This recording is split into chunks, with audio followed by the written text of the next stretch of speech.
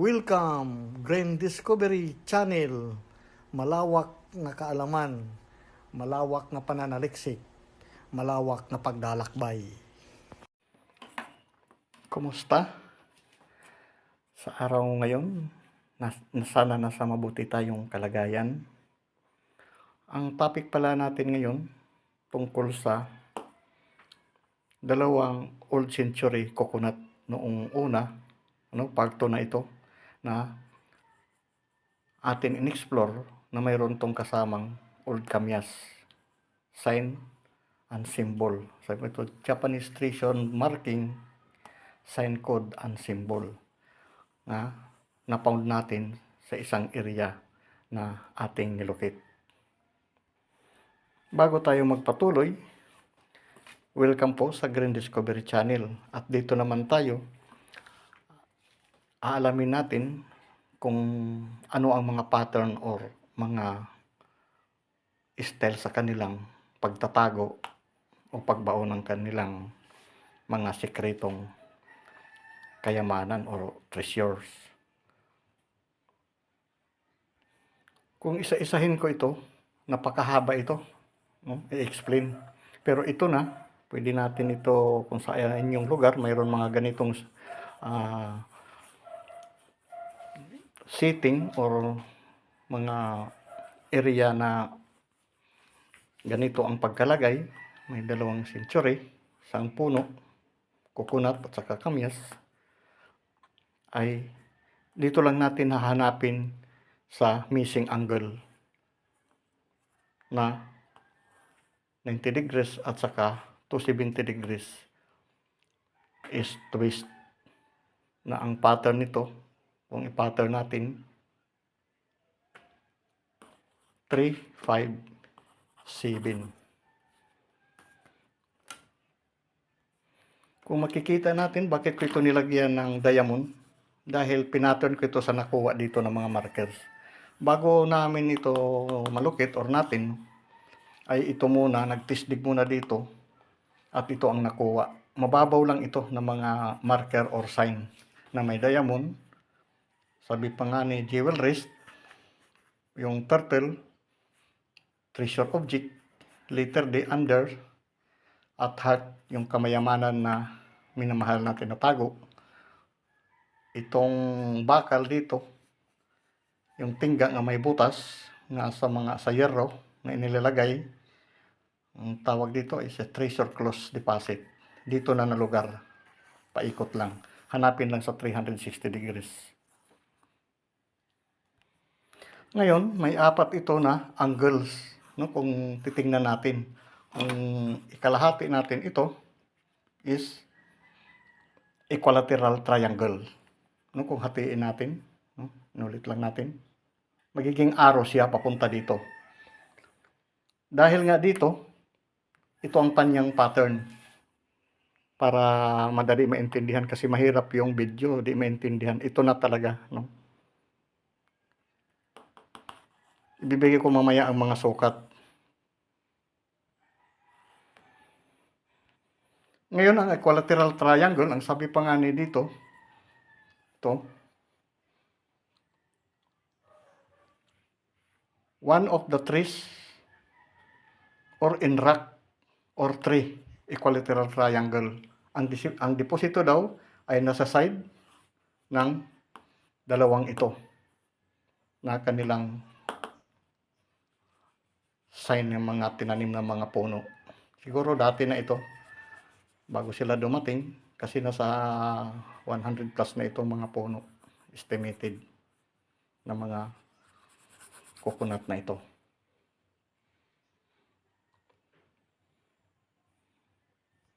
Ngayon, directional tayo, madali lang ito. Ito na yung pattern talaga, kahit hindi na natin sukatin or magamit ng mga madali ito maintindihan kaysa video. Dito nilagay ko yung compass at hinarap ko yung is 90 degrees at saka dito. Kung makita natin sa unang vlog dito, ay sinukat ko ito dito is 5. Papunta dito 5. Papunta dito 5. Is lahat 5, 10, 15, 20. Iyan ang kanilang sa pagbaon. Ito yung dalawang markers na ito, century. Dito sila naglagay ito sa mga missing angle. Nilagyan ko na lang ng ganito para maintindihan nga ito ang direction arrows. Itong dalawa.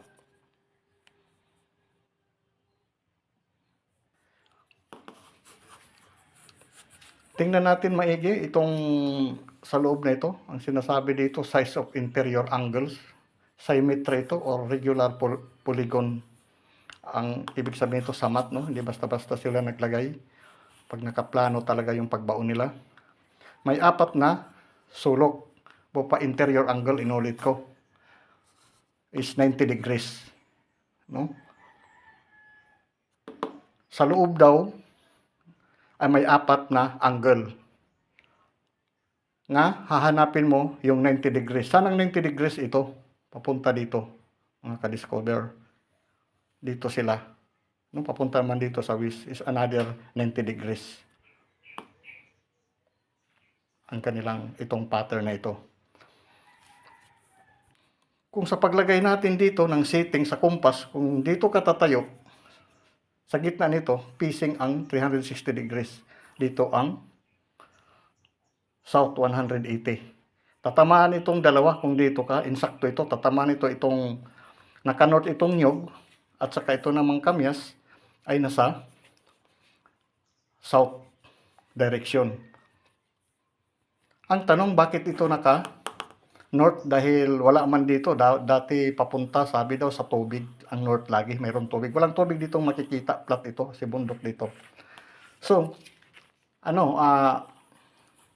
logic ang kanilang ginamit. Kung dito ka tatayo, tatamaan itong nyog sa 360 degrees north, magtaka ka, walang tubig. Ang bunga ng nyog ay may tubig. Kaya dito na iinom, dito yung tubig. Kaya ito ang ginawa nilang north direction.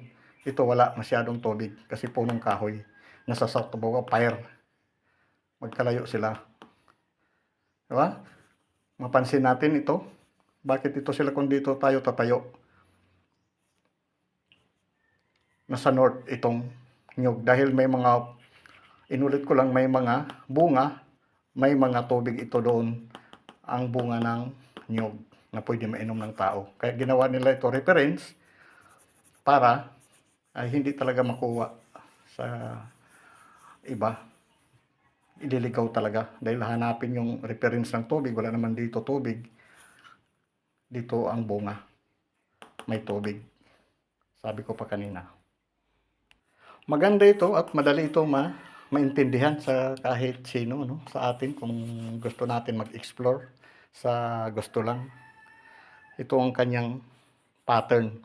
Kung dito ka naman itong tatayo, ito naka 36 degrees ito. Kung dito ka tatayo, facing north 360. Tingnan mo itong arrow line.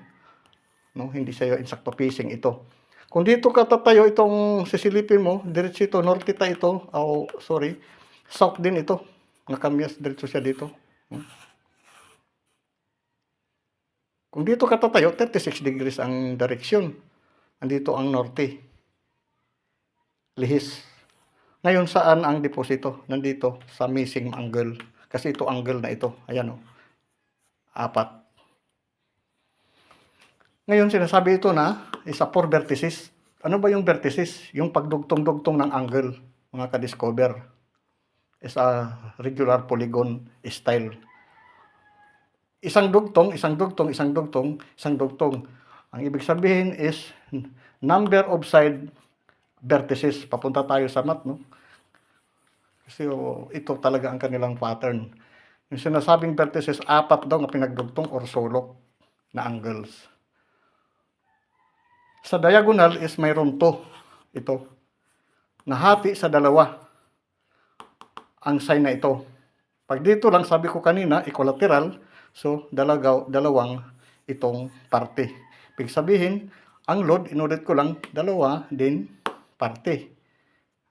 Directional. 90 at saka 270 pacing nandito. ang load. Ito, dito nagtisdig. Ito yung mga nakuha ng mga sign. Sabi ko kanina. Mahirap talaga ito ipaliwanag kung ating isa-isahin. Kasi marami ito angles or mga markers nga dapat sundin. Pero ito na, madali lang ito, nandito na. Ito na lang siya.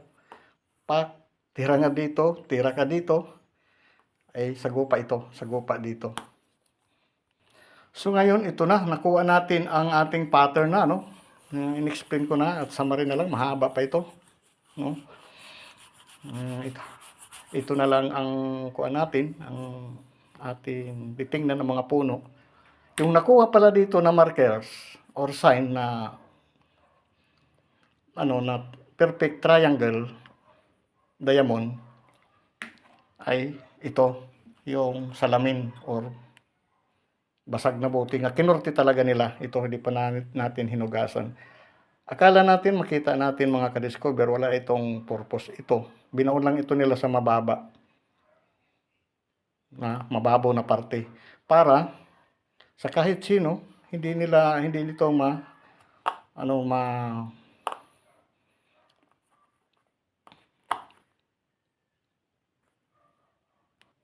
hindi mapapansin basta-basta.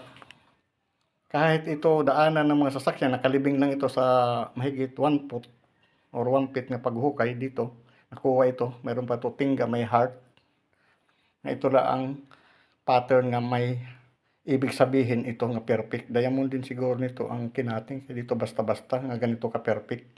Nakuha ito dito sa pagbutas dito sa west direction. 310 degrees dito. Parehas ito, 5 5, inulit ko lang. Kung ilalagay natin to sa gitna, amazing, yan na. Lagay natin, yan. Di ba? Insakto ang pattern, ayan. Kung susukatin natin ito, ang haba nito, yan, 1 inch, 1.5 dito. Tapos, dito naman, 1 inch dito ang lapad nito. Ang haba niya, 1.5 ang kanyang sukat. Ngayon, kung ipa-plus natin ito, bigyan natin ito ng kahulugan na diamond, na sign. Ito na, 1.5 plus 1.5, 3 inches plus isa dito, 1 inch, tapos dito 1 inch equals 5 ang reach nito. Ang kanyang sukat, pakabilaan, nakuha, 5. Ito, 1.5, pagbaliktad mo 1.5 dito, 1 inch, baliktad mo 1 inch equal 5. So ngayon, ang kwan dito, ang distance dito sa load, 5 dito, 5 dito. Insakto dito ang sukat sa kanilang paglagay. Yun ang sikreto ng atin na discovered or na explore. Na ganito pala ang style. Kung hindi natin nakuha itong mga tinago nila na sign, hindi natin malalaman ang pattern ng kanilang pagbaon. Mga ka-discover. Mahalaga ito nga nakuha. Dito tayo mag-guide sa mga ganito. Ang sabi natin, basura or mababaw, wala importante pero ka-perfect dito. Kung susukatin mo ito, may related ito sa treasure code. Hindi natin malaman kung sino nagbaon, basta mayroon itong mahalaga itong sign na ito. At least nasilayan natin ngayon dahil nakuha natin ang kanilang password or setting. So ngayon, mahaba ng ating exploration o pag-i-explain. At ito lang, mahalaga ito. Tapos pag mayroon puno, dito lang, sukatin lang, tapos dito. At saka ito, mayroon pa ito dito, square nga itong nakaukit dito sa puno ng nyug. At saka mayroon isa dito siyang arrow nga papunta din talaga dito sa target object. Sukatin ito, 5 din papunta dito, dahil dito. 5, 20. 5, 10, 15, 20. In-divide lang nila ito ang lawak ng kanilang 20 meters ang kanilang pinagbaunan. Hindi pa ito kasali. Huwag na natin itong isali dahil matagal pa ito. May dalawang load din ito nga kamyas, mga ka-discover. Sana na silayan natin na pag-i-explain, pag-explore o na-discover natin na dito lang sa lugar nga na-explore natin. Ewan ko lang sa iba, iba-iba siguro ang pattern din kasi iba-ibang nagbaon. Kung may related dito sa Yamashita Japanese Treasures, mga ka-discover. Hanggang dito na lang si Green Discovery at maraming salamat po sa susunod naman muli ng ating ma-discover at ating i-explain or kung paano natin na-recover ang kanilang sikreto sa taas man or sa ilalim na ating exploration sa pag-treasure weekend hunting. Maraming salamat po uli. Bye-bye.